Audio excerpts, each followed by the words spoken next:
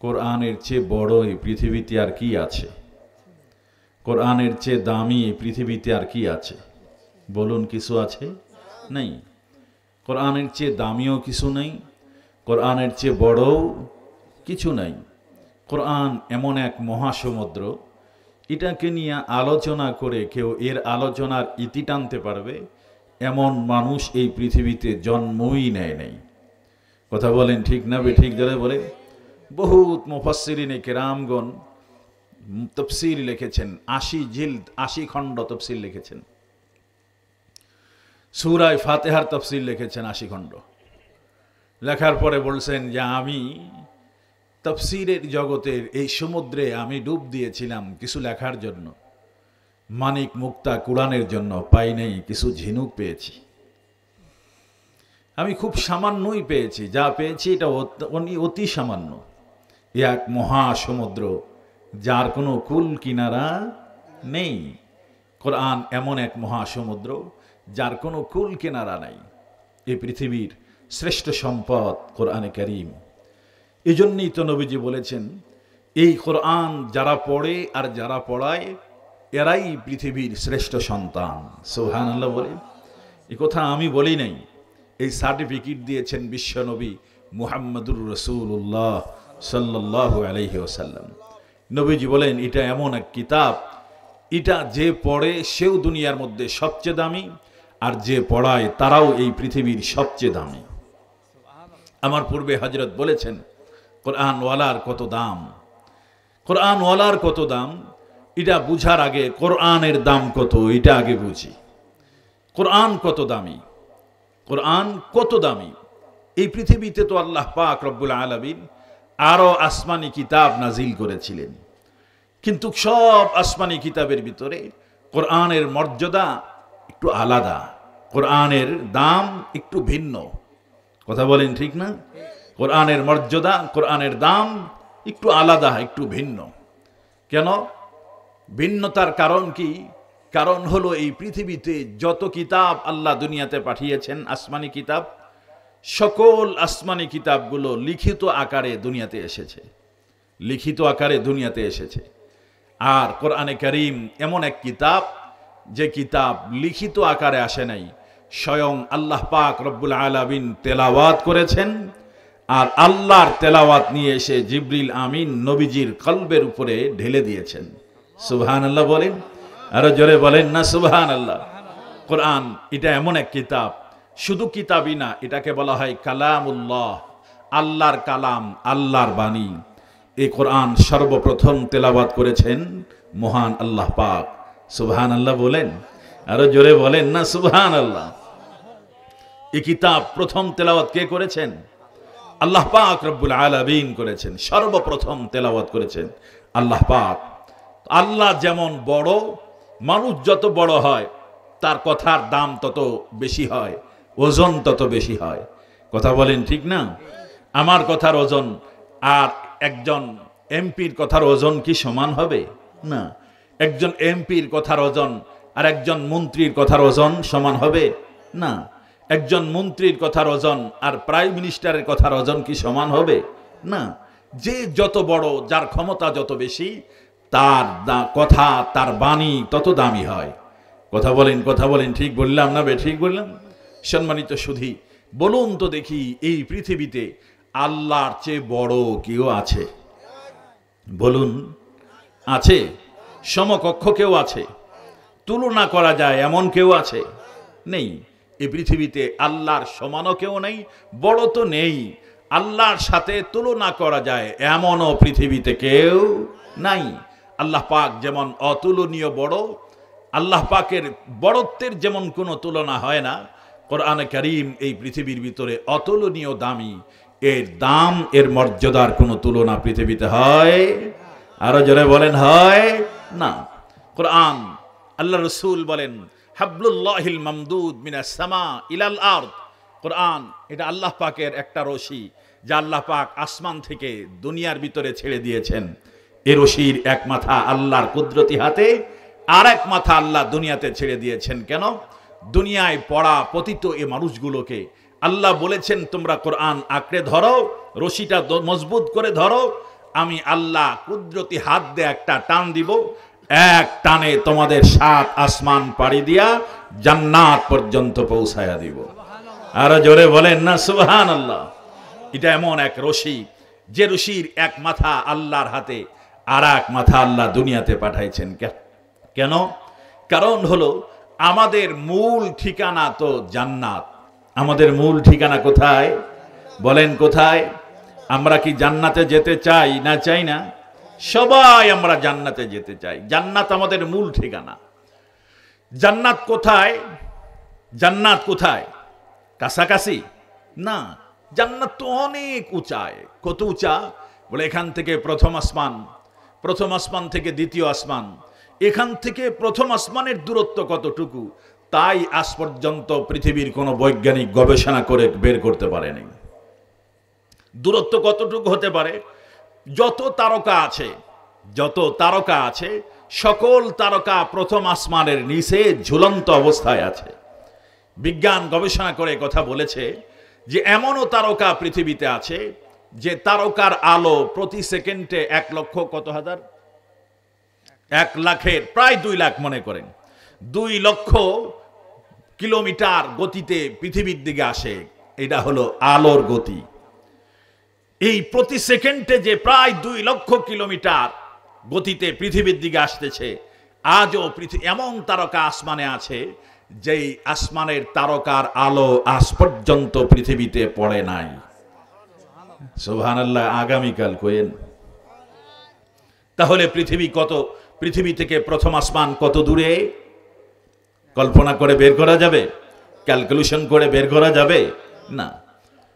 এই প্রথম আসমান থেকে দ্বিতীয় আসমানের দূরত্ব এতটুকু, আবার প্রথম আসমানটা এই পরিমাণ মোটা, তারপরে তৃতীয় আসমান ওই পরিমাণ মোটা, তৃতীয় আসমান থেকে চতুর্থ আসমানের দূরত্বও সমান। এভাবে চতুর্থ, পঞ্চম, ষষ্ঠ, সপ্তম আসমানের উপরে হলো সিদরাতুল মুনতাহা। আল্লাহ পাক বলেন ইনদা সিদরাতিল মুনতাহা ইনদাহা জান্নাতুল মাওয়া। আল্লাহ পাক বলেন এই সিদরাতুল মুনতাহার নিকটে হলো তোমাদের ঠিকানা জান্নাত।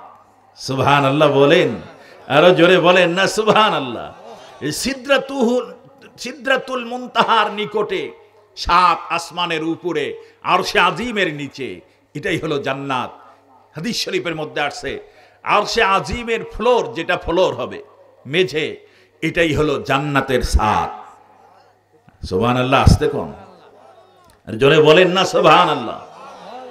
আরশে আজিমের যেটা ফ্লোর, আল্লাহর আরশের ফ্লোর যেটা হবে, এটাই হবে জান্নাতের ছাদ। সম্মানিত সুধী, তাহলে জান্নাত কত উঁচায়, আমরা কত উপরের মানুষ। সুবহানাল্লাহ বলেন, আর জোরে বলেন না সুবহানাল্লাহ। মুসলমান ভাইরা আমার খুব ভালো করে বুঝবেন, এই মানুষগুলোকে রব্বুল আলামিন জান্নাত থেকে দুনিয়ার মতো এত নিচু জায়গায় আল্লাহ পাক রব্বুল আলামিন পাঠিয়ে দিয়েছেন। নিচের থেকে কোনো মানুষ যদি নিরাপদে উপরে উঠতে চায়, তাহলে তার জন্য রশির প্রয়োজন হয়। কথা বলেন, কথা ঠিক না বেঠিক? জোরে বলেন। রশি ধরা হয়, ধরে বলা হয় তুমি রশিটা ধরো। রশিটা যখন ধরে উপর থেকে টান দিলে নিচের মানুষটা একবারে নিরাপদে উপরে উঠা যায়। কথা বলেন ঠিক না বেঠিক? জোরে বলেন। রব্বুল আলামিন বলে দিলেন, এ আমার বান্দারা, আমি আল্লাহ পাক রব্বুল আলামিন কোরআনে কারীম নামে একটা রশি আমি তোমাদের মাঝে দুনিয়াতে পাঠায়া দিলাম, যার এক মাথা আমি আল্লাহর কুদরতি হাতের ভিতরে, আর এক মাথা আমি দুনিয়ার ভিতরে পাঠায়া দিলাম। আর আমি ঘোষণা করে দিলাম ওয়াতাসিমু বিহাবলিল্লাহি জামিআ। মুসলমান ভাইয়েরা আমার, রব্বুল আলামিন বললেন, এ দুনিয়ার মানুষ, তোমরা সকলেই মিলে আল্লাহর রশি কোরআনটাকে মজবুত করে ধরো। যদি তোমরা কোরআনটাকে মজবুত করে ধরতে পারো, আল্লাহ পাক বলেন আমি একটা কুদরতি টান দিব আর তোমাদেরকে নিরাপদে জান্নাতের মেহমান বানায়া দিব। বড় দাম এ কোরআনের, এমন এক কিতাব, এই কোরআনের সংস্পর্শ ছোঁয়া যেখানে লেগেছে, কোরআন তাকেই দামি বানায়া দিয়েছে।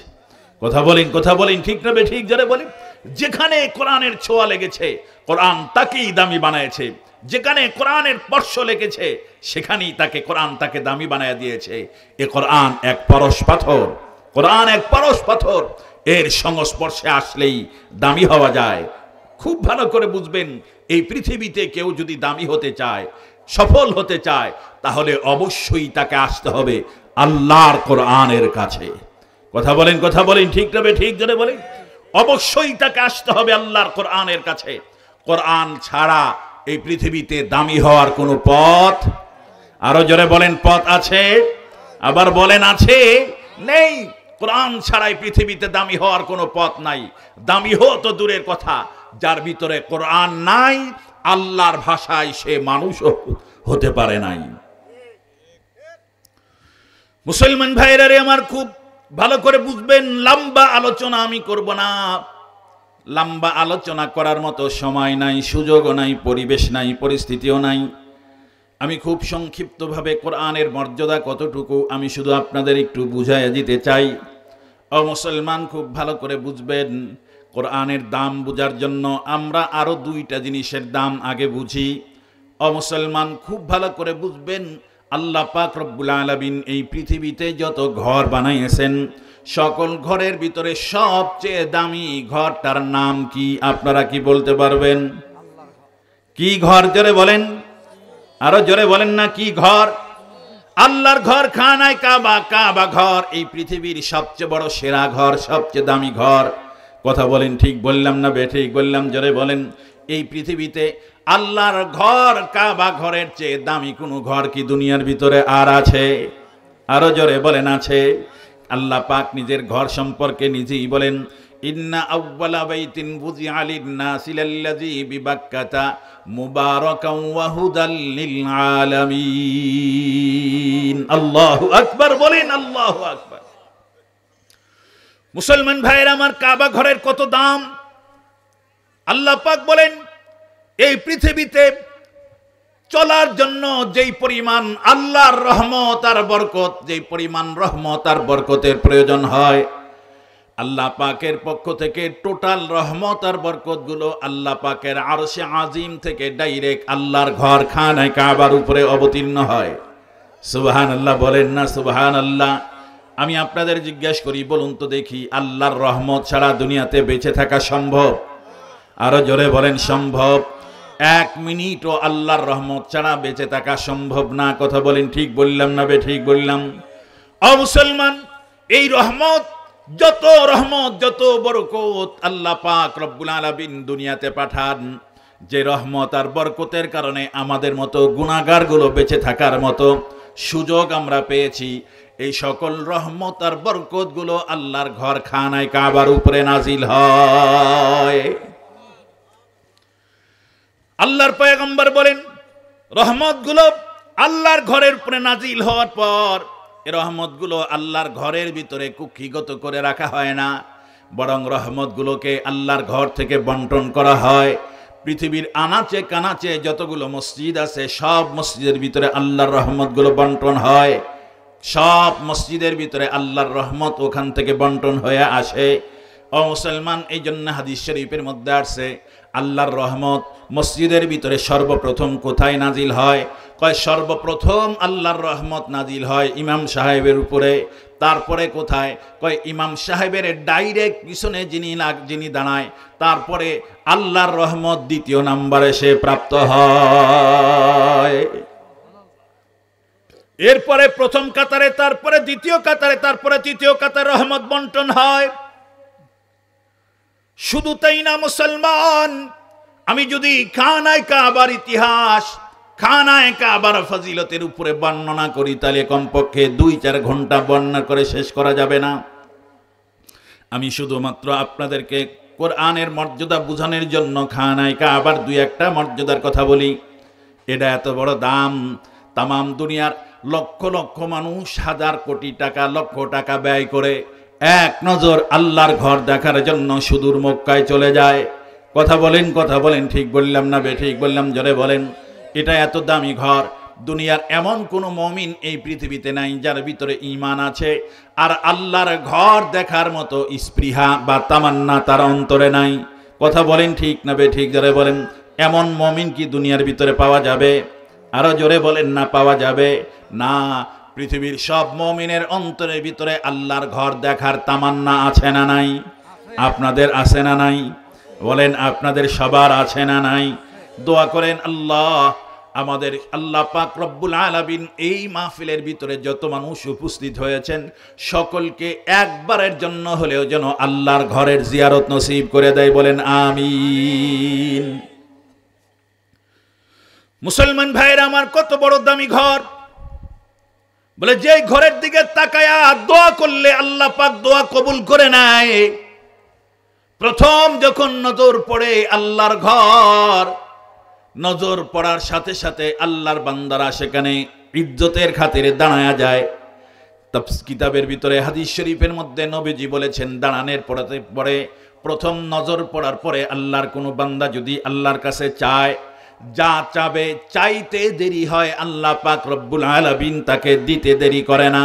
আল্লাহর ঘর তার ইজ্জত আর সম্মানের খাতিরে আল্লাহর বান্দা চাইতে দেরি, আল্লাহ পাক রব্বুল আলামিন কবুল করতে দেরি করেন না। মুসলমান ভাইয়েরা আমার, শুধু তাই না, এই ঘরটা কত বড় দাম! বলে কোন মানুষ যখন ইহরামের কাপড় পরে 7টা চক্কর আল্লাহর ঘরের চতুর্দিকে 7টা তওয়াফ যখন করে, চক্কর যখন দেয়, আল্লাহ পাক রব্বুল আলামিন আল্লাহর বান্দার জীবনের সব গুনাহ খাতাগুলো ঝরায়া দেয়। সুবহানাল্লাহ বলেন। বড় দামি ঘর, যে ঘরের মুলতাজাম আছে আল্লাহর ঘরের চৌকাঠ, যেটা ধরতে পারলে মানুষ তার নিজের জীবনকেই ধন্য মনে করে। হাজরে আসওয়াদ যেখানে রাখা, চুম্বন করলে মানুষের জিন্দেগির সব গুনাহ মাফ। কথা বলেন ঠিক না বেঠিক? জোরে বলেন। মাকামে ইব্রাহিম যেখানে দোয়া করলে দোয়া কবুল হয়, মিজাবে রহমত যেখানে দোয়া করলে দোয়া কবুল হয়, হাতিমে কাবা যার ভিতরে দোয়া করলে দোয়া কবুল হয়, ও মুসলমান রুকনে ইয়ামানি যেখানে স্পর্শ করে দোয়া করলেও দোয়া কবুল হয়। কথা বলেন ঠিক বললাম না বেঠিক বললাম? জোরে বলেন। ও মুসলমান, এত বড় দামি ঘর, ওই ঘরের কারণে আল্লাহ পাক শুধু ঘরটা না, পুরা এরিয়াটাকেও আল্লাহ পাক দামি বানায় দিয়েছেন। কত বড় দাম! আল্লাহর পয়গম্বর বলেন, বিশ্বনবী বলেন, পুরা হেরেমের যে এরিয়া আছে আল্লাহর ঘরের কারণে একটা এরিয়া দিয়েছে নবীজি, এখান থেকে নিয়ে পর্যন্ত, এই জায়গা থেকে নিয়ে এই জায়গা পর্যন্ত পুরা এলাকাটাই হলো হেরেমের এরিয়া। বিশ্বনবী বলেন, কোন মানুষ যদি হেরেমের এরিয়ার ভিতরে একটা মাত্র নেকির কাজ করে, আল্লাহ পাক রব্বুল আলামিন তার আমলনামার ভিতরে 1 লক্ষ নেকি তার আমলনামায় লেখা দেয়। আল্লাহর ঘরে কেউ যদি 1 টাকা দান করে, হেরেমের এরিয়ার ভিতরে কেউ যদি 1টা টাকা মাত্র দান করে, তাহলে 1 লক্ষ টাকা দান করার নেকি আল্লাহ পাক রব্বুল আলামিন তার আমলনামার ভিতরে লেখা দেয়। কেউ যদি 2 রাকাত নামাজ পড়ে হেরেমের এরিয়ার ভিতরে, আল্লাহ পাক রব্বুল আলামিন তার আমলনামার ভিতরে 2 লক্ষ রাকাত নামাজের নেকি তার আমলনামায় লেখা দেয়। কেউ যদি একবার সুবহানাল্লাহ বলে, 1 লক্ষ বার সুবহানাল্লাহ বলার নেকি তার আমলনামার ভিতরে লেখা দেয়। ও মুসলমান, বলুন তো দেখি, এর চেয়ে দামি, এর চেয়ে দাম, এর চেয়ে মর্যাদার কোনো ঘর কি আল্লাহর দুনিয়াতে আর আছে? এমন একটা ঘর, যে ঘরের দিকে তাকাইলেও নেকি হয়, যে ঘরের সামনে বসে থাকলেও নেকি হয়, মুহাব্বত করলেও নেকি হয়, যে ঘরকে দেখলেও নেকি হয়, মুহাব্বত করলেও নেকি হয়। কথা বলেন ঠিক না বেঠিক? জোরে বলেন।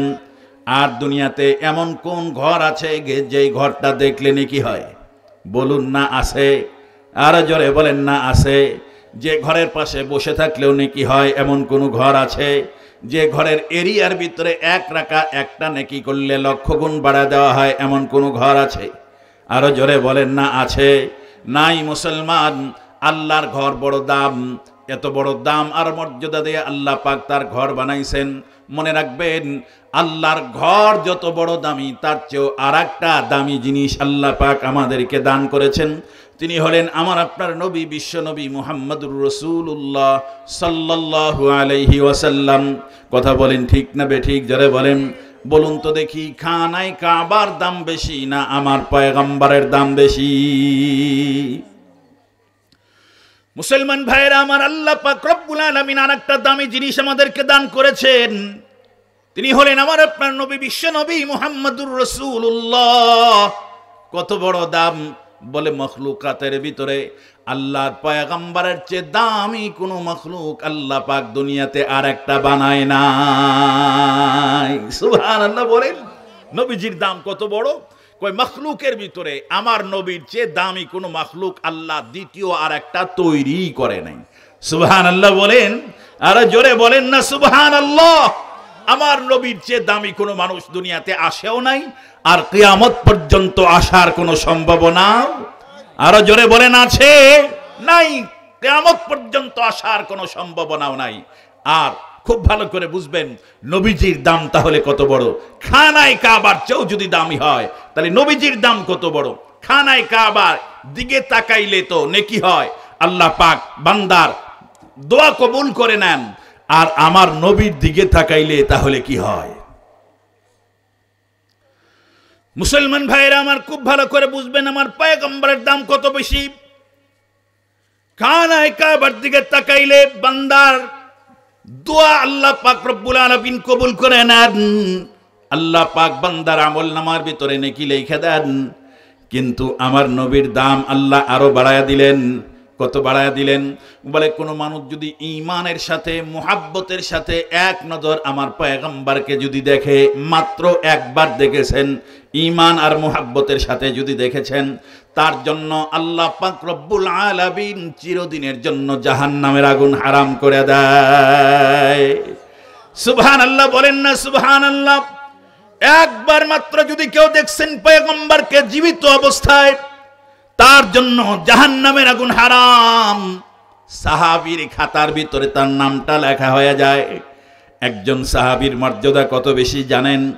আমাদের আহলে সুন্নাত ওয়াল জামাতের আকীদা হলো একজন আদনা সাহাবীর মর্যাদা এত বেশি, তামাম পৃথিবীর সব আউলিয়া, গাউস, কুতুব, আব্দুল কাদের জিলানী থেকে নিয়ে শুরু করে খাজা মঈনুদ্দিন চিশতি রহমাতুল্লাহি আলাইহি পর্যন্ত এমন দুনিয়ার বড় বড় আল্লাহর ওলিদেরকে যদি এক পাল্লায় তুলে দেওয়া হয়, আর পয়গম্বরকে মাত্র এক নজর দেখেছেন এমন একজন সাহাবীকে যদি এক পাল্লায় তুলে দেওয়া হয়, তাহলে আল্লাহর কসম সাহাবীর পায়ের মর্যাদার পাল্লাটাই ভারী হয়ে যাবে।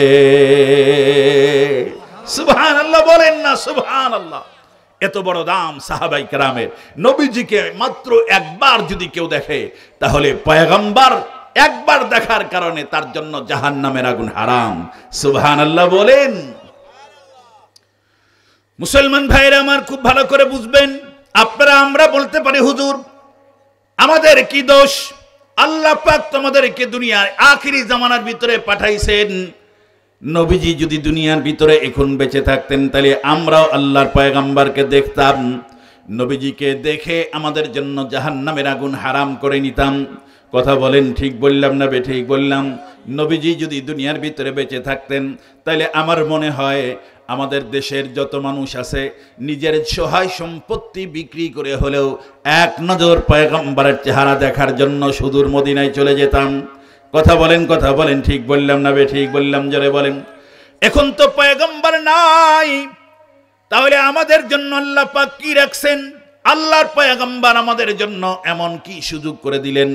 নবীজি বলেন, আমার উম্মতেরা তোমরা এই কথা শোনার পরে যেন তোমরা হয় হতাশা না হও যে সাহাবায়ে কেরাম নবীকে দেখে সাহাবায়ে কেরাম তাদের জীবনের সব গুনাহ মাপ নিয়ে তারা জান্নাতের অধিকারী হয়ে গেছেন। আমাদের জন্য নবীজি কি রেখে গেলেন? হতাশা হয় না। নবীজি বলেন, আমি দুনিয়া থেকে চলে যাওয়ার পরে আমার কোনো উম্মত, নারী হোক আর পুরুষ হোক, আমার কোনো উম্মত যদি আমাকে এক নজর স্বপ্ন যুগেও যদি এক নজর দেখে, নবীজি বলেন ওয়াজাবাত লাহু শাফাআতি, তার জন্য সুপারিশ করে জান্নাত পর্যন্ত পৌঁছে দেওয়া আমি পয়গম্বরের জন্য ওয়াজিব হয়ে যায়। সুবহানাল্লাহ বলেন না সুবহানাল্লাহ। এমন একজন পয়গম্বর জীবিত অবস্থায় দেখলেও যার জন্য তার জন্য জাহান্নামের আগুন হারাম, আর ইন্তেকালের পরে আল্লাহর পয়গম্বরকে কোনো মানুষ যদি স্বপ্ন যুগেও একবার দেখে, তার জন্য জান্নাত ওয়াজিব হয়ে যায়। সুবহানাল্লাহ বলেন। শেখুল হাদিস আল্লামা জাকারিয়া রহমাতুল্লাহি আলাইহি ফাযাইলে তাবলীগ যিনি লিখেছেন, উনি ওনার কিতাবের ভিতরে লিখছেন হাসরের ময়দানে যে মানুষগুলো দুনিয়ার হায়াতের জিন্দেগিতে আমার পয়গম্বরকে একবার স্বপ্ন দেখেছেন, হাসরের ময়দানে কোটি কোটি মানুষের ভিতর থেকে আল্লাহর পয়গম্বর এই মানুষগুলোকে খুঁজে খুঁজে বের করে নয়, আমার পয়গম্বর নিজে বাস্তবিক শরীর নিয়ে তার সাথে দ্বিতীয়বার সাক্ষাৎ করবেন। সুবহানাল্লাহ বলেন না সুবহানাল্লাহ। দুনিয়ার জগতে যারা নবীকে একবার স্বপ্ন দেখেছেন, হাসরের ময়দানে পয়গম্বর এই মানুষগুলোকে খুঁজে বের করে নিজে দ্বিতীয়বার আবার সাক্ষাৎ দিবেন। সুবহানাল্লাহ বলেন। নবীজি সাক্ষাৎ দেওয়ার পরে আল্লাহর পয়গম্বর সুপারিশের একটা মালা তার গলার ভিতরে পরাইয়া দিবেন। সুবহানাল্লাহ বলেন না সুবহানাল্লাহ। সুপারিশের একটা মালা তার গলার ভিতরে পরাইয়া দিবেন। ওই মানুষগুলো যখন আল্লাহর পয়গম্বরের সুপারিশের মালা নিয়ে যখন ঘুরবে, ফেরেশতারা তখন ডেকে বলবে, আরে ভাই তোমরা এখানে ঘোরো কেন? তোমরা তো ভিআইপি পারসন, মুহাম্মাদুর রাসূলুল্লাহর সুপারিশ প্রাপ্ত, তোমরা তো এই ময়দানের ভিতরে ভিআইপি পারসন, এখনো ময়দানের ভিতরে ঘোরো কেন? কি হবে? এখান দিয়ে এভাবে ঘুরতেছে কেন? লোকজন তখন বলবে, কোথায় যাব? কয় তোমাদের জায়গা তো এখানে না, ওই যে ওই দিকে যাও, ওখানে যায় দেখো তোমার নবী তোমার পয়গম্বর হাউজে কাউসারের পেয়ালা নিয়ে তোমাদের অপেক্ষায় দাঁড়ায় আছে, যাইতে দেরি, তোমাদেরকে হাউজে কাউসারের পানি পান করাইতে দেরি করবে না। মুসলমান ভাইরা রে আমার, খানায়ে কাবাকে স্পর্শ করলে নেকি হয়, আমার পয়গম্বরকে স্পর্শ করলে নেকি হয় না হয় না? কথা বলেন হবে না হবে না? খানায়ে কাবাকে স্পর্শ করলে নেকি হয়, আমার পয়গম্বরকে স্পর্শ করলে নেকি হবে কি হবে না? কত নেকি হয়? কিতাবের হাদিস শরীফের মধ্যে আছে, কোনো মানুষ যদি পয়গম্বরের দেহের সাথে তার দেহের যেই জায়গাটা টাচ লাগছে, নবীজির দেহের সাথে নিজেদের দেহের কোনো জায়গা যদি টাচ লাগে, মিলে যদি যায়, কিতাবের ভিতরে লেখে এই মানুষটা কোনোদিন জাহান্নামের আগুনে আর জ্বলবে না। সুবহানাল্লাহ বলেন না সুবহানাল্লাহ। খানায়ে কাবার উপরে আল্লাহর রহমত নাজিল হয়, আর আল্লাহ পাক রব্বুল আলামিন আমার আপনার পয়গম্বরকে নিজের পয়গম্বরের খোদ নবীজির দেহটাকেই রহমত করে দিছেন। সুবহানাল্লাহ বলেন না সুবহানাল্লাহ। খানায়ে কাবার উপরে তো আল্লাহর রহমত নাজিল হয়, আর আমার আপনার পয়গম্বরকে আল্লাহ বলেন, অমা আরসালনাকা ইল্লা রাহমাতাল লিল আলামিন। নবী গো, খানায়ে কাবার উপরে প্রতিদিন আমি 120টা করে রহমত নাজিল করি, আর আমি আপনাকে পুরা দেহটাকে রহমতের ডিব্বা বানায়া পাঠায়া দিলাম। সুবহানাল্লাহ বলেন না সুবহানাল্লাহ। আমার পয়গম্বরের সাথে রহমত বরকত আছে না নাই? আরো জোরে বলেন আছে না নাই? আমার পয়গম্বরের পুরা দেহটাই রহমত ছিল, বরকত দিয়ে ভরা ছিল। পয়গম্বর যেখানে গেছেন সেখানেই রহমত, যেখানে বসেছেন সেখানে রহমত, যেখানে হাত রেখেছেন সেখানেই বরকত। কথা বলেন ঠিক না বেঠিক? জোরে বলেন। এর প্রত্যেকটার পিছনে এক একটা করে ইতিহাস আছে, বলার মতো সময় নাই। আমি শুধু একটা কথা আপনাদের বলি, পয়গম্বর কত বড় রহমত আর বরকত। কিতাবের ভিতরে লেখে, দুই এতিম সাহাবী, বাচ্চা দুই এতিম সাহাবী নবীজির কাছে আসছে। আয়েশা ডেকে বলে, ইয়া রাসূলুল্লাহ, বড় একটা বিপদের মধ্যে পড়ে গেছি, এই জন্য আপনার কাছে আসলাম। নবীজি ডেকে বলে, কি বিপদ বলো? কয়, হুজুর আমাদের বাবা মারা গেছে, আমরা দুই ভাই, এখনো প্রাপ্তবয়স্ক হয়ে নাই, আমরা ছোট ছোট বাচ্চা। তে কি হয়েছে বলো? কয়, হুজুর আমার বাবা ইন্তেকালের আগে কিছু ঋণ করে গিয়েছিলেন, কিছু কর্জ নিয়েছিলেন, বাবা তো ইন্তেকাল করে চলে গেছে, এখন ওই ঋণ যারা দিয়েছিলেন ঋণদাতারা আমাদের কাছে এসে ঋণের জন্য চাপ দিতেছে। আমাদের ঘরে যেই পরিমাণ খেজুর আমরা এবছর পেয়েছি, এই খেজুরগুলা দিয়ে যদি আমরা ভাই কি করতে পারি, এই জন্য আপনার কাছে আসলাম।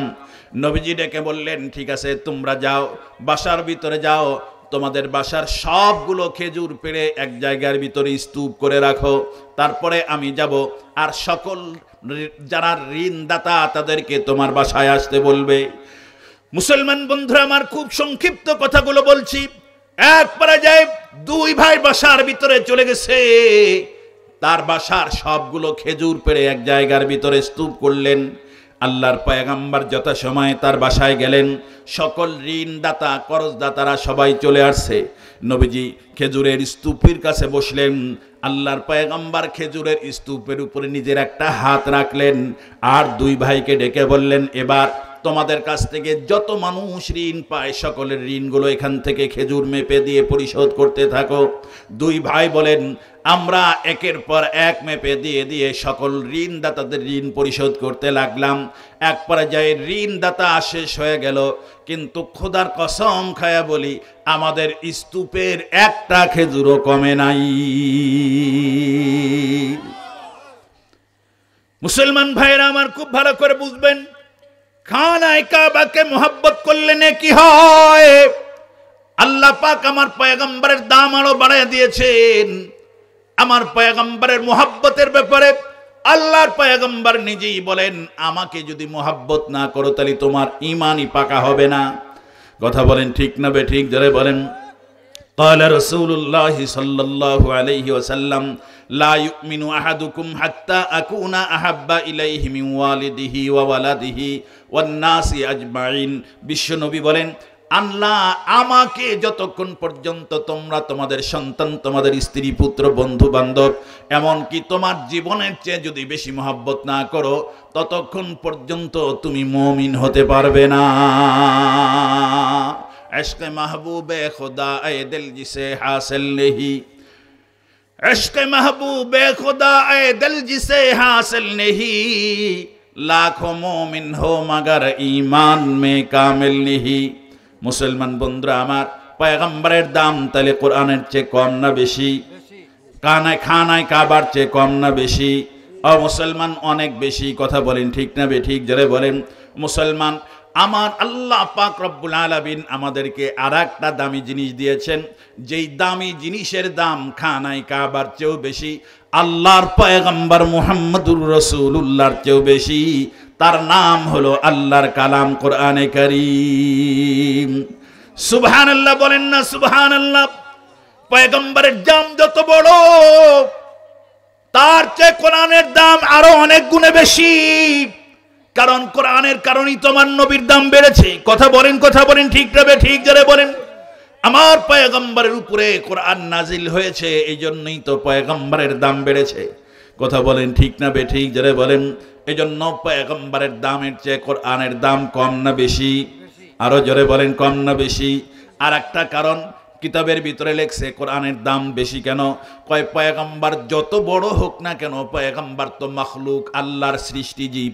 কিন্তু এই পৃথিবীতে একটা জিনিস এমন আছে যেটা আমরা দেখি, স্পর্শ করি, কিন্তু এটা মাখলুক না, আল্লাহর সৃষ্টি না, ডাইরেক্ট আল্লাহর কালাম। এটা হলো কোরআনে কারীম। এটা আল্লাহর মাখলুক না, এটা আল্লাহর মাখলুক না। এই জন্যই তো মাখলুক যদি কোরআনকে যদি আল্লাহর সৃষ্টি বলা হইতো, তাইলে তো কোরআনের ভিতরে পরিবর্তন আসতো। কোরআন যেহেতু মাখলুক না, এই জন্যই তো কোরআনের ভিতরে কোনো পরিবর্তন নাই। 1500-1400 বছর আগে কোরআন যেমন ছিল, আজকার কোরআনও হুবহু একই আছে। কথা বলেন ঠিক না ঠিক? যারা বলেন একটা জেড জবরের পরিবর্তন হয় নাই, একটা নোক্তারও পরিবর্তন হয় নাই। কিয়ামত পর্যন্ত तमाम পৃথিবীর সকল মানুষগুলো মিলে আল্লাহর কোরআনের একটা নোক্তার পর্যন্ত পরিবর্তন ঘটাইতে পারবে না।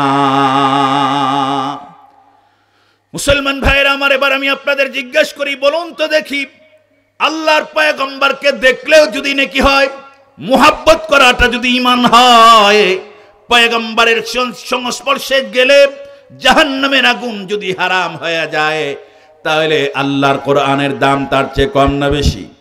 আরো জোরে বলেন, কম না বেশি? আল্লাহর কোরআনের দাম তার চেয়ে বেশি। এটা এমন একটা কিতাব, যেই কিতাব ধরলেও নেকি হয়, দেখলেও নেকি হয়, স্পর্শ করলেও নেকি হয়, মুহাব্বত করলেও নেকি হয়, সহযোগিতা করলেও নেকি হয়। যে কোনোভাবে আল্লাহর কোরআনের সংস্পর্শ আসলেই আল্লাহর কোরআন দুনিয়ার ভিতরে তাকে দামি বানায়া দেয়। কথা বলেন ঠিক না ঠিক? যারা বলেন, আমি একটা ছোট্ট ঘটনা বলি, আমি বয়ান শেষ করে দিব। কোরআন এমন এক কিতাব, এই কিতাব যদি কেউ পড়তে নাও পারে, শুধুমাত্র কেউ যদি দেখে আর মুহাব্বত করে, স্পর্শ করে, তারপরও আল্লাহর কোরআন তাকে জান্নাতি বানায়া দেয়। আমার কথা না কিতাবের ভিতরে লেখছে, হজরতে হাকিমুল ইসলাম আল্লামা কারি তৈয়ব সাহেব রহমাতুল্লাহি আলাইহি তার খুতুবাতের ভিতরে লেখেন, উনি লেখেন ইন্ডিয়ার একটা ঘটনা নকল করেন যে ইন্ডিয়ার ভিতরে এক বুড়া বৃদ্ধ মানুষ এক সময় মারা গেল। এই বৃদ্ধ মানুষটা মরে যাওয়ার পরে তার লাশটা দাফন করবে, মরে যাওয়ার পরে তাকে গোসল করাইছে, কাফন পরাইছে, কিন্তু লাশটা যে দাফন করবে জানাজার নামাজ পড়ানোর জন্য কোনো আলেম ওই এলাকার ভিতরে খুঁজে পাওয়া যাচ্ছিল না। মুসলমান, আজ থেকে কয়েকশো বছর আগের কথা, মুসলমান বন্ধুরা আমার, সারা রাত বড়া তারা খুঁজেছে, একজন আলেমের খোঁজে বের হয়েছে। সারা রাত খুঁজে খুঁজে ব্যর্থ হয়ে তারা ফজরের নামাজের আগে চলে আসলো।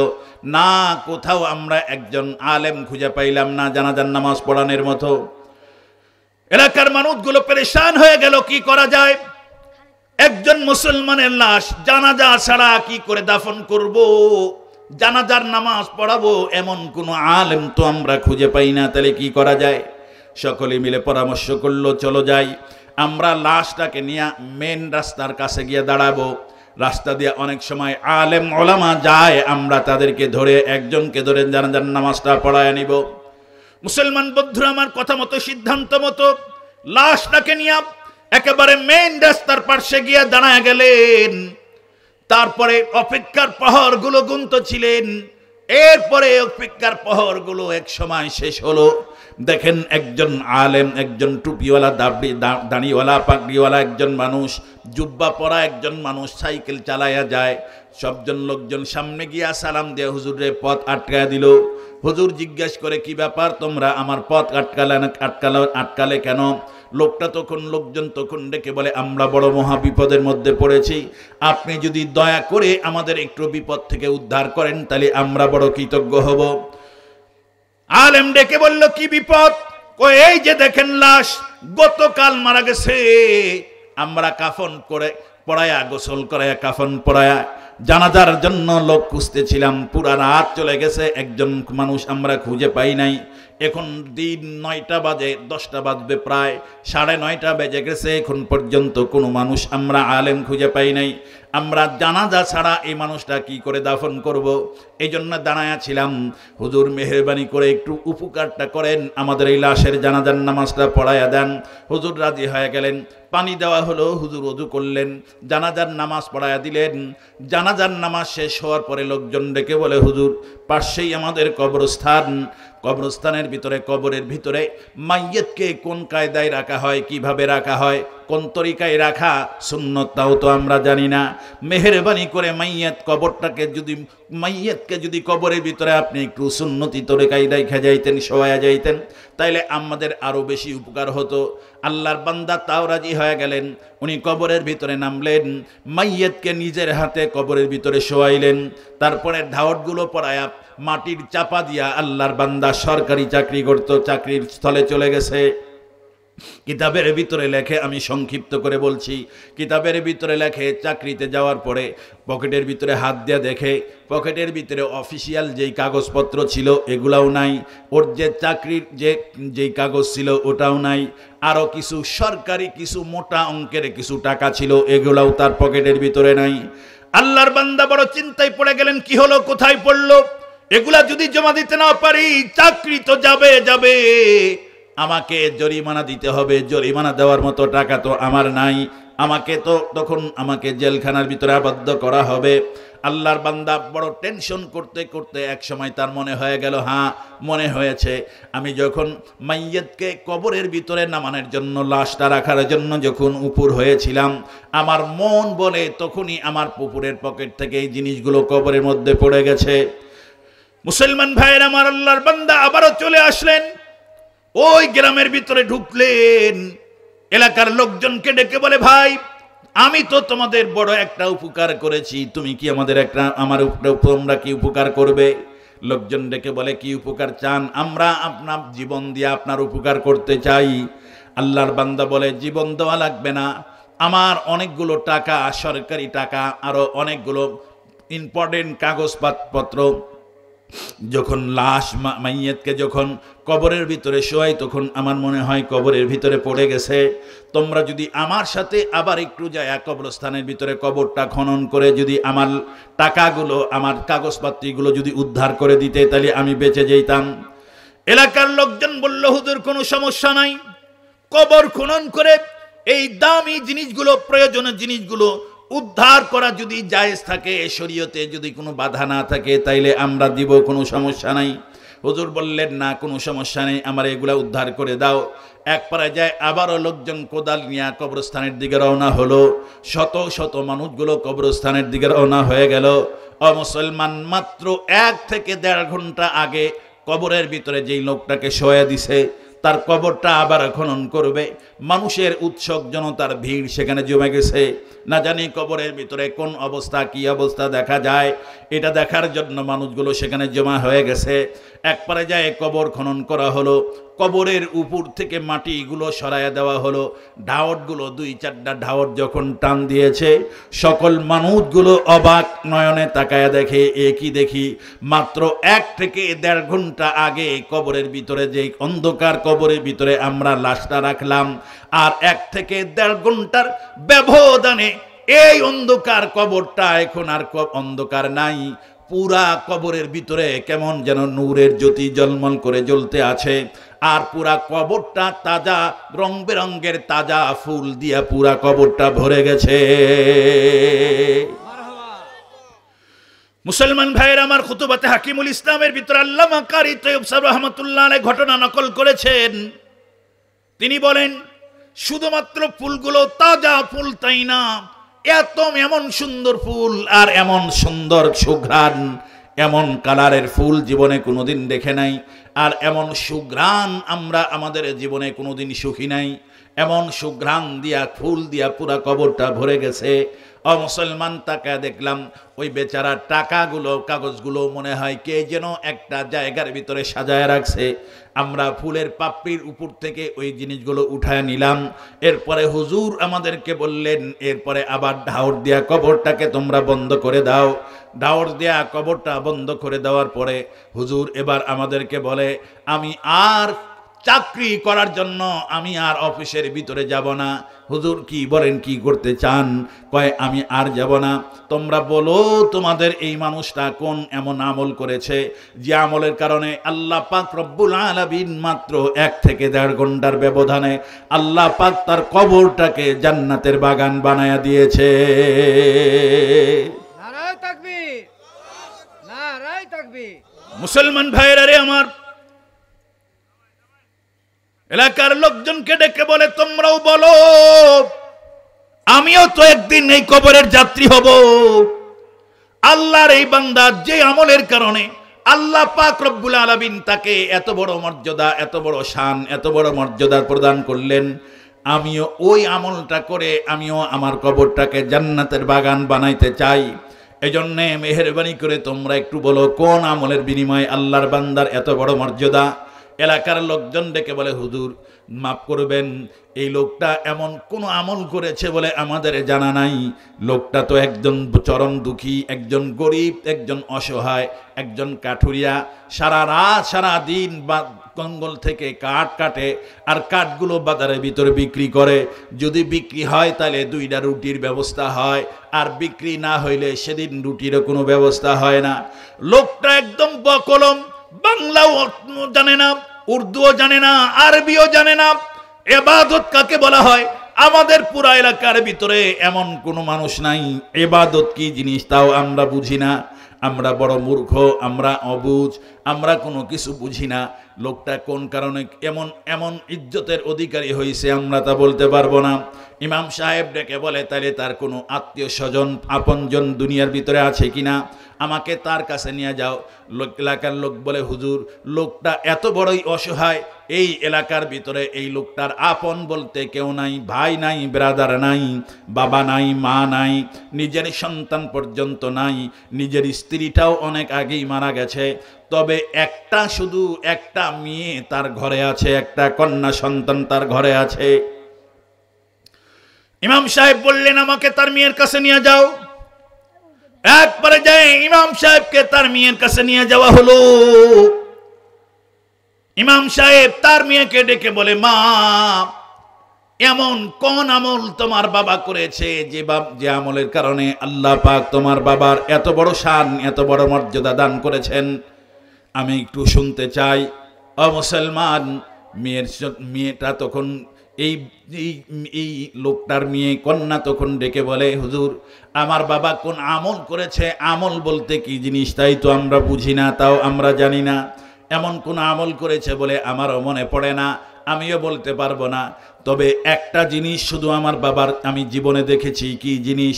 কয়, আমার বাবাকে দেখতাম প্রতিদিন সকালবেলায় হাত পাও ধুইতেন, মুখমণ্ডল ধুইতেন, মাথার উপরে মশা করতেন, তার মানে অজু করতেন। অজু তারপরে কি করতেন বলে, তারপরে আমাদের ঘরের ভিতরে ঢুকতেন। আমাদের ঘরে তাকের উপরে একটা বই রাখা আছে, গিলাপ দিয়া মোড়ানো, বইটা উপর থেকে নামাইতেন। তারপরে বলে বইটা খুলতেন, এরপরে বইটা খোলার পরে বইটা আগে চুমা খাইতেন, বুকের ভিতরে লাগাইতেন, মুখের ভিতরে লাগাইতেন, চুমা খাইতেন, ঠোঁটের ভিতরে লাগাইতেন। তারপরে কি করতেন বলে, তারপরে বইটা খুলতেন। বইটা খোলার পরে প্রত্যেকটা লাইনের উপরে নিজের আঙ্গুল, শাহাদত আঙ্গুল রাখে, আর ওই দিক ডান দিক থেকে বাম দিকে টান দেয়, আর বলে, ইয়ে মেরে মাওলা কা কালাম হ্যায়, ইয়ে সাচ হ্যায়, এটা আমার আল্লাহর বাণী, আল্লাহ এখানে যা বলেছেন সত্য বলেছেন। দ্বিতীয় লাইনের উপরে আবার হাত ঘুরায় আর বলে, ইয়ে ভি মেরে মাওলা কা কালাম হ্যায়, ইয়ে ভি সাচ হ্যায়, এটাও আমার আল্লাহর কালাম, এখানেও আমার আল্লাহ যা বলেছেন সত্য বলেছেন। ও মুসলমান, এইভাবে 10 মিনিট পর্যন্ত আমার বাবা এভাবে আঙ্গুল দিয়া শুধুমাত্র আঙ্গুল বুলাইতেন আর বলতেন, এটা আমার আল্লাহর কালাম, এটাও সত্য, এটাও আমার আল্লাহর কালাম, এটাও সত্য। এরপরে কিতাবটা আবার বন্ধ করতেন, বুকের ভিতরে জড়ায় নিতেন, মুখের ভিতরে লাগাইয়া চুমা খাইতেন। আমি দেখতাম বাবার চোখের পানিগুলো দরদর করে দাঁড়ি বেয়ে বেয়ে পড়তো, বুক ভেসে যাইত। আর বাবা কিতাবটাকে আবার উপরে উঠায়া 2 হাত আসমানের দিকে উঠায়া আসমানের মালিক রে ডাইকা চোখের পানিগুলো জড়ায়া কানতেন আর বলতেন, ওগো আল্লাহ, আমাকে এমন তুমি বানাইলা, আমি এমনই একজন অশিক্ষিত মূর্খ, আমি তোমার কালামটাও পড়তে জানি না, তোমার কালাম যে ভাষায়, এই ভাষাও আমি বুঝি না, এই ভাষাও আমি জানি না। রব্বুল আলামিন, তুমি না আমাদের জন্য কালাম নাজিল করেছো, তুমি আমাদের জন্য কোরআন নাজিল করেছো, এই কোরআনের ভিতরে নাকি তুমি তোমার বান্দার সাথে তোমার প্রেম আর মোহাব্বতের কথাগুলো বলছো। কিন্তু রব্বুল আলামিন, আমি এমনই অসহায়, আমি এমনই হতভাগা, কপাল পোড়া, আমি তোমার কালামটা বুঝি না, তোমার চিঠিটা আমি বুঝি না, আমি তোমার চিঠি পড়তেও পারি না, তোমার চিঠির অনুবাদও আমি পারি না। আমি যদি তোমার চিঠির অনুবাদ করতে পারতাম, তোমার চিঠিটা যদি আমি পড়তে পারতাম, তাহলে তোমার চিঠি পড়ে চিঠির ভিতরে তুমি আমাদের জন্য কি বলেছো, কি নসিহত করেছো, কি উপদেশ দিয়েছো, এগুলা আমি বুঝতাম, আর ওই উপদেশ অনুযায়ী আমি আমার জীবনটাকে গঠন করতে পারতাম। মুসলমান বন্ধুরা আমার, চোখের পানিগুলো ছেড়ে দেয়া কাঁদতেছে আর বলতেছে, জুবানে ইয়ারে মান তুর্কি অমান তুর্কি নমি দানাম, জুবানে ইয়ারে মান তুর্কি অমান তুর্কি নমি দানাম, চেখশুদে আগার বুদম জবানশ দর দেহানে মন, চেখশুদে আগার বুদম জবানশ দর দেহানে মন। মুসলমান বন্ধুরা আমার, আল্লাহর বান্দা মনের দুঃখে কথাগুলো বলতেন আর বলতেন, আল্লাহ কি বলবো, তুমি তো আরবি ভাষায় কিতাব নাজিল করেছো, আর আমি তোমার ভাষা বুঝি না, আমি তোমার কিতাব পড়তেও পারি না। রব্বুল আলামিন, যারা তোমার কিতাব বুঝে আর কিতাব পড়ে, ওরা রাত্রের অন্ধকারে তোমার কিতাবগুলো তেলাওয়াত করে পড়ে, আর তোমার সাথে প্রেমের আলাপে লিপ্ত হয়ে যায়। কিন্তু রব্বুল আলামিন, আমি কিছুই পারি না। চোখের পানিগুলো ছেড়ে দিয়ে কাঁদতেন, আর কিতাবটাকে আবার উঠায় রাখতেন। বিকাল বেলায় আবার এমনই কাজ করতেন।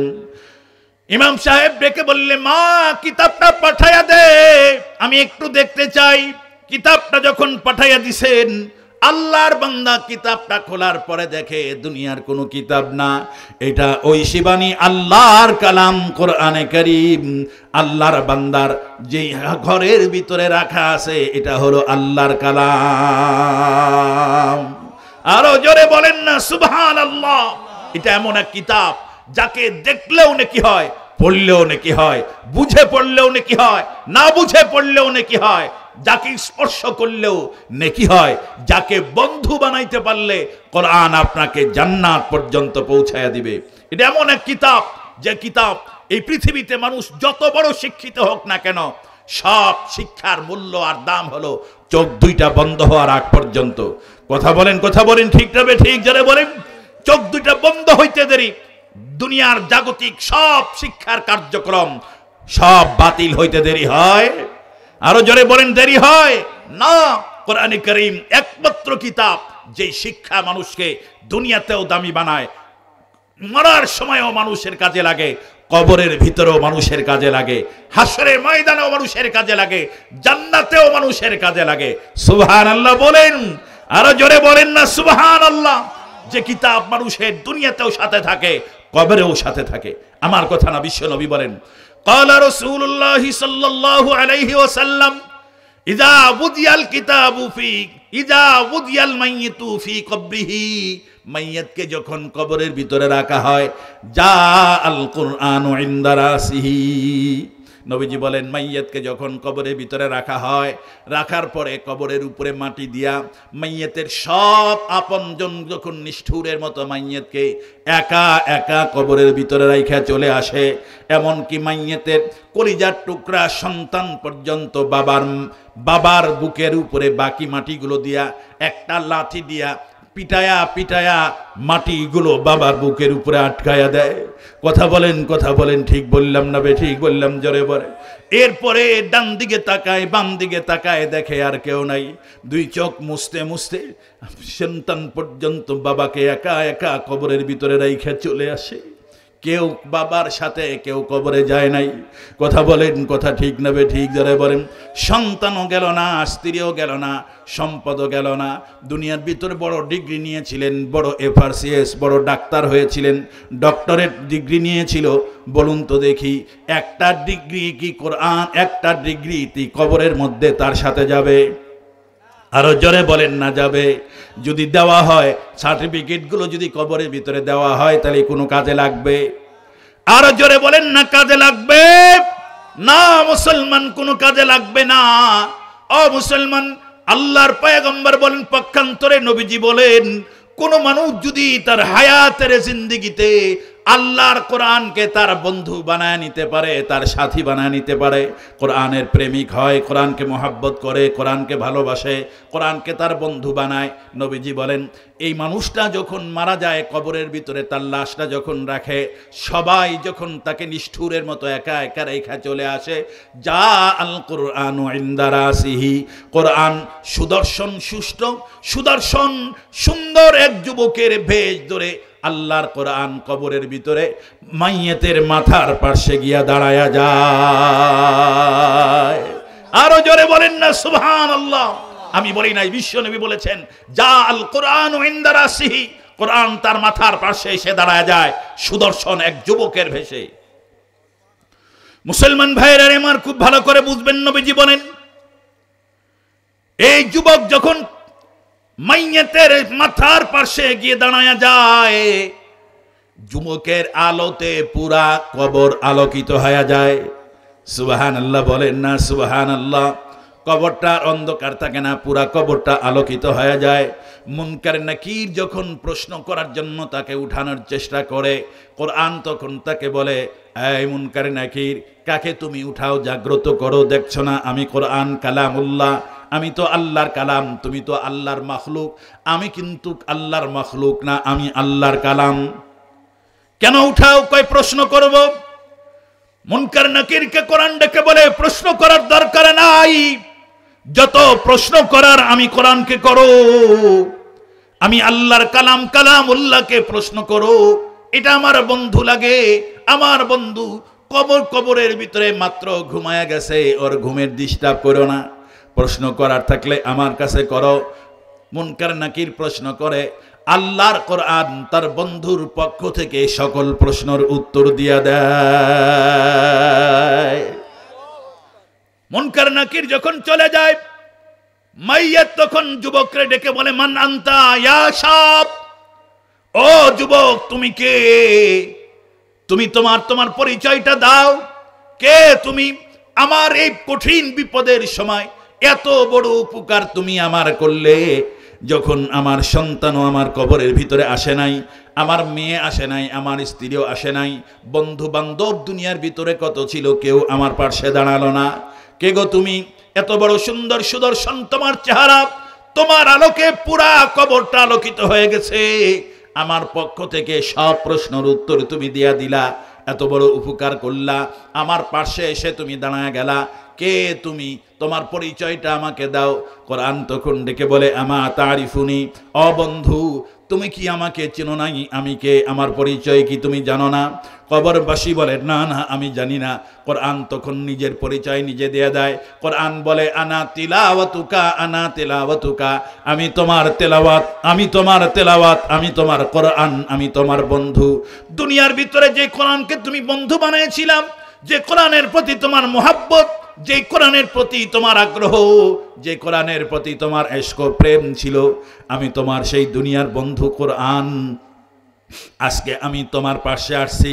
কোরআন মাইয়াত যখন বলতে থাকে, বন্ধু তুমি তোমার বন্ধু হয়ে আমার কবরের ভিতরে এসে আমার এত বড় উপকার করলে, কিন্তু বন্ধু আমাকে তো কবরের ভিতরে হাজার হাজার বছর থাকতে হবে, বলো না তুমি আমার কবরের মধ্যে আমার পাশে কতদিন থাকবে?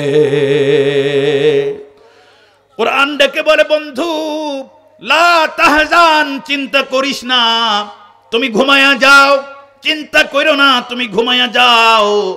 আমি ওয়াদা দিলাম, যতদিন পর্যন্ত ইসরাফিল সিংহায় ফু না দিবে, কিয়ামত না হবে, ততদিন পর্যন্ত আমি তোমার বন্ধু হিসাবে তোমার পাশে কবরের ভিতরে আমি বন্ধু দাঁড়ায়াই থাকব। আরো জোরে বলেন না সুবহানাল্লাহ। আমি তোমার পাশে আছি। শুধু তাই না, কোরআন ডেকে বলে, বন্ধু শুধু তাই না, আমি হাসরের ময়দানে তোমার সাথে উঠব। সুবহানাল্লাহ বলেন না সুবহানাল্লাহ।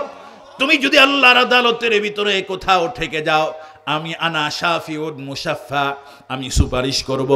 আল্লাহর সাথে ওয়াদা আছে, আল্লাহ আমার সুপারিশ কবুল করবেন। আমি তোমাকে সুপারিশ করে আল্লাহর আদালত থেকে মুক্ত করে নিয়ে আমি কোরআন তোমাকে আল্লাহর জান্নাত পর্যন্ত পৌঁছায়া দিব। শুধু তাই না, কোরআন বলে শুধু তাই না, জান্নাতের ভিতরে যাওয়ার পরে আল্লাহ পাক তোমাকে ডেকে বলবে, ইকরা ইকরা ওয়ারতাকি ওয়ারাত্তিল কামা কুনতা তুরাত্তিলু ফিদ দুনিয়া। জান্নাতের মধ্যে যাওয়ার পরেও আমার কাজ শেষ হবে না। জান্নাতের মধ্যে যাওয়ার পরে তুমি আমাকে তেলাওয়াত করবে, একটা করে আয়াত তেলাওয়াত করবে, আর জান্নাতের একটা মর্যাদা তোমার বেড়ে যাবে। একতলা জান্নাত তোমার হয়ে যাবে, আর একটা আয়াত তেলাওয়াত করবে, আর একতলা বেড়ে যাবে, আর একটা আয়াত তেলাওয়াত করবে, আরো মর্যাদা বেড়ে যাবে। তুমি যতগুলো আয়াত তেলাওয়াত করতে পারবে, জান্নাতে তোমার বিল্ডিং আর বালাখানাটা তততলা বিশিষ্ট হবে। আরো জোরে বলেন না সুবহানাল্লাহ। এ হলো কোরআন। সম্মানিত সুধী, এমন এক কিতাব যাকে পড়লেও নেকি হয়, মোহাব্বত করলেও নেকি হয়, বুঝলেও নেকি হয়, বুঝাইলেও নেকি হয়, দেখলেও নেকি হয়, স্পর্শ করলেও নেকি হয়। কথা বলেন, ঠিক রবে ঠিক জোরে বলেন। যাকে মোহাব্বত করলে কোরআন হাসরের ময়দানে তার পক্ষে দাঁড়ায়া যাবে, তার বন্ধু হিসাবে তার পাশে দাঁড়াবে। এমন কিতাবের নাম হলো কোরআন।